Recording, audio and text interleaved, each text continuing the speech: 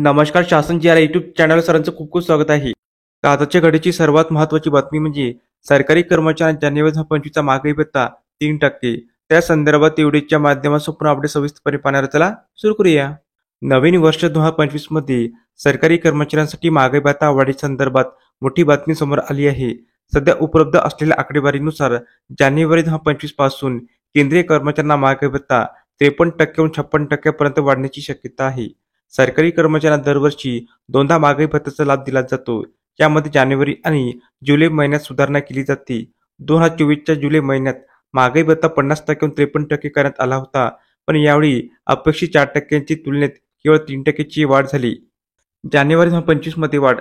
आतापर्यंत जुलै ते ऑक्टोबर 2024 पर्यंतच्या अखिल भारतीय ग्राहक किंमत निर्देशांक आकडेवारीनुसार जानेवारी 2025 मध्ये महागाई भत्ता 3%नी वाढवण्याचा अंदाज आहे. बाकी नोव्हेंबर आणि डिसेंबर महिन्याची आकडेवारी आल्यानंतर ही वाढ निश्चित होईल. तसे पाहता महागाई भत्ता जानेवारी 2025 पासून लागू होईल. मात्र सरकारचा अंतिम निर्णय मार्च 2025 मध्ये अपेक्षित आहे. ही वाढ मागील महिन्यापासून लागू राहील.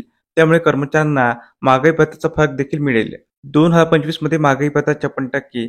दरवर्षी मार्च महिन्यात सरकारी कर्मचारी महागाई भत्त्यामध्ये सुधारणा होतात.